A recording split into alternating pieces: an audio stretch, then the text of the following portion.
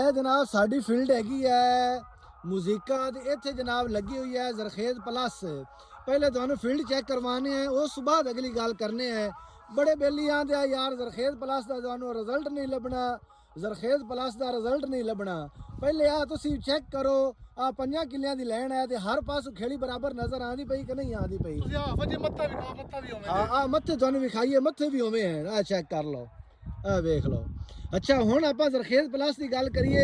ਇਹ ਜ਼ਰਖੇਜ਼ ਪਲੱਸ ਆਪਾਂ ਇੱਥੇ ਕਿੰਨੀ ਪਾਈ ਹੈ ਤੇ ਇਹ 20 ਆਪਣਾ ਕਿੰਨਾ ਕੁ ਪੁਰਾਣਾ ਹੈ? ਇਹ 20 ਤਕਰੀਬਨ ਕੋਈ 7ਵੇਂ ਕੁ ਸਾਲ ਦਾ ਹੈ। ਅੱਛਾ। ਤੇ ਜ਼ਰਖੇਜ਼ ਅਸੀਂ 4 ਬੋਰੀਆਂ ਪਾਈਆਂ ਨੇ ਇੱਥੇ ਤੇ। ਅੱਛਾ ਹਾਂਜੀ। ਇਹ ਫੀਲਡ ਕਿੰਨੇ ਦਿਨ ਦੀ ਹੋ ਗਈ ਹੈ? ਇਹ ਫੀਲਡ 37 ਦਿਨਾਂ ਦੀ ਹੋਗੀ। ਅੱਛਾ ਉਸ ਤੋਂ ਬਾਅਦ ਆਪਾਂ ਇਹਨੂੰ ਯੂਰੀਆ ਕਿੰਨੀ ਲਾ ਲਈ ਹੈ? 1.5 ਬੋਰੀ ਯੂਰੀਆ ਲੱਗੀ ਹੈ ਜੀ। ਸਿਰਫ 1.5 ਬੋਰੀ? ਸਿਰਫ 1.5 ਬੋਰੀ ਯੂਰੀਆ ਲੱਗੀ, 1 ਬੋਰੀ ਹੋਰ ਲਾਉਣੀ ਹੈ। ਖਤਮ। ਅੱਛਾ ਜ਼ਰਖੇਜ਼ ਪਲੱਸ ਬੰਦੇ ਡਰਾਉਂਦੇ ਆ ਜ਼ਰਖੇਜ਼ ਪਲੱਸ ਦਾ ਰਿਜ਼ਲਟ ਨਹੀਂ ਆਉਣਾ ਨੇ। ਇਨਸ਼ਾਅੱਲਾ ਬੜਾ ਰਿਜ਼ਲਟ ਆ ਸੀ।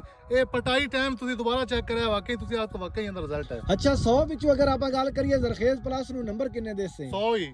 अच्छा 100 ਦਾ 100 ਹੀ ਦੇਸਾਂ ਮੈਂ, ਜਿੰਨਾ ਮੈਂ ਮੁਤਮਿਨ ਹੈਗਾ ਮੈਂ। अच्छा ਜ਼ਰਖੇਜ਼ ਪਲੱਸ ਤੈਨੂੰ ਕੋਈ ਪੈਸੇ ਦਿੰਦਾ ਪਿਆ ਤਾਂ ਚੋਖੀ ਮਸ਼ਹੂਰੀ ਕਰਦਾ? ਨਹੀਂ ਮੈਨੂੰ ਉਹਦੇ ਪੈਸੇ ਕੀ ਦੇਣੇ, ਨਾ ਮੈਨੂੰ ਡੀਏਪੀ ਵਾਲੇ ਦੇਣੇ ਨਾ ਜ਼ਰਖੇਜ਼ ਵਾਲੇ ਦੇਣੇ।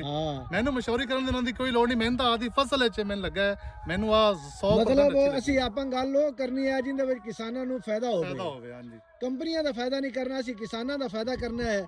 ਆਪਾਂ ਨੂੰ ਜ਼ਰਖੇਜ਼ ਪਲੱਸ ਹੀ ਰਿਜ਼ਲਟ ਸਹੀ ਲੱਭਾ ਹੈ। ਆਪਾਂ ਕਿਸਾਨਾਂ ਨੂੰ ਦੱਸਦੇ ਪਏ ਵੀ ਆਹ ਰਿਜ਼ਲਟ ਬਈ ਜਾਨ ਹੈ ਤੁਹਾਡੇ ਸਾਹਮਣੇ। ਇਹਨੇ ਅਸੀਂ ਇੱਥੇ ਜ਼ਰਖੇਜ਼ ਪਲੱਸ ਪਾਈ ਹੋਈ ਹੈ। ਇਹ ਚੈੱਕ ਕਰ ਲਓ, ਸਾਰੀ ਫਸਲ ਇੱਕੋ ਜਿਹੀ ਜਨਾਬ ਨਜ਼ਰ ਆਉਂਦੀ ਪਈ ਹੈ। ਜਿਹੜੇ ਕਿਸਾਨ ਦੋਸਤ ਇਹ ਜ਼ਰਖੇਜ਼ ਪਲੱਸ ਤੋਂ ਡਰਦੇ ਹਨ ਇਹ ਤੁਸੀਂ ਚੈੱਕ ਕਰ ਸਕਦੇ ਨੇ। ਇਹ ਜੀ ਫਸਲ ਹੈ ਸਾਡੀ।